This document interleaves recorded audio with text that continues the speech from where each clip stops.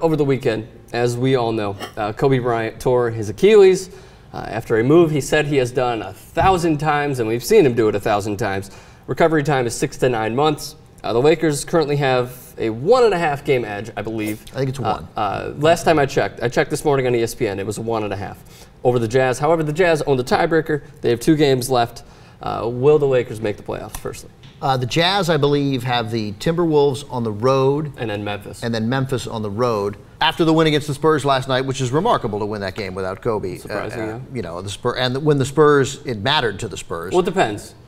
Did Popovich rest No, Duncan, Green, Ginobili, well, what's Parker, interesting is the Leonard? Spurs are kind of phoning, you know, there was a great dynamic developing because with Kobe there, the Lakers were 17 and 25. They've gone 27 and 12 since then. So if they come in at going 28 and 12 since then, that's not really a typical 8 seed. Yeah. That's a team that played the second half of the season at 28 and 12, a pace that would win 56 or 57 games. Yeah. There was a huge advantage to not finishing first, to arguably be willing to finish second and losing home court advantage to the number 1 seed, but you don't draw the Lakers, you get the Warriors. And the Lakers, much as I want them to lose, much as I hate them as a righteous American, there was now all of a sudden though, you should want that 1 seed because this Laker team, 28 and 12, 27 and 12 or not, is not beating Oklahoma City or San Antonio in the first round. So it obviously you give them 0 chance to beat San Antonio. Zero chance. 0 chance. I don't give them. They're not going to win a game.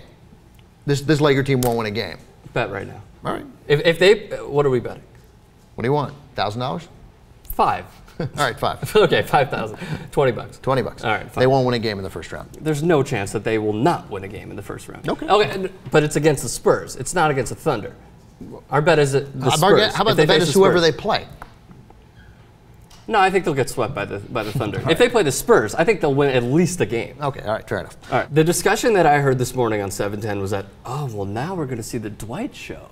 Because now Dwight is going to be that guy who really carries this team. Well, I mean, he's capable of it. Obviously, we've seen it in Orlando that you can make a pretty good team around Dwight Howard, but adapting right now. Who's going to score? Right. Dwight Howard, what's he going to put up on a good, like 24? 24 and 12? Right, 24 and 16 maybe on a great day. And I still don't think that's enough. Yeah, so I don't think so either. I mean, they don't have that score. Obviously, they don't have. They're going to have to play a different. They're going to have to play a defensive game, the kind of game that Mike D'Antoni has never coached in his bring in entire Mike career. Brown for the playoffs. Right, obviously. bring in Mike Brown for the playoffs. So I don't see this as a possibility. And what gets me is that as a Kobe Bryant hater, and it's proper to hate Kobe Bryant. I know what's going to happen. He has the Achilles injury. He's going to be out 6 to 9 months. He's going to come back next year, and I'm going to fucking root for him. And I hate that he made me root for him. I hate it. I hate it. I hate it. He wrote that Facebook post. When he was probably high off drugs. When he admittedly, and it was all about how this was the worst thing that had happened to him and it was horrible, but hey, it's 3:30 in the morning, my foot feels terrible, I'm on pain meds.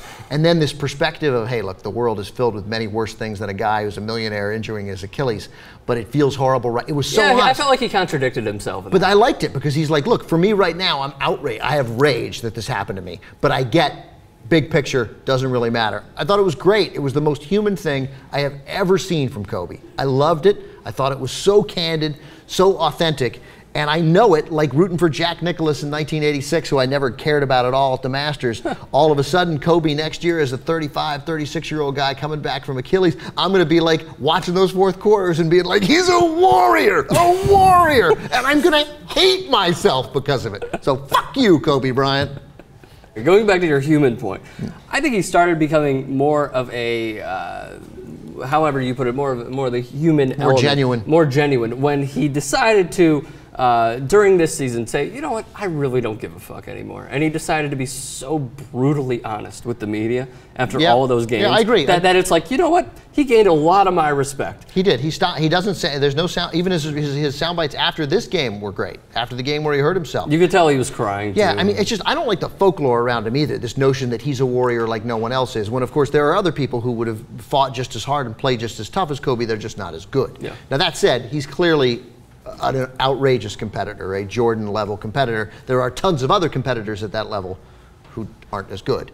You know, like great defensive players, like Shane Battier, I suspect is as tough a competitor, he just doesn't dominate fourth quarters. Right. But I do like his competitiveness, and I know I'm going to root for him, and I hate it.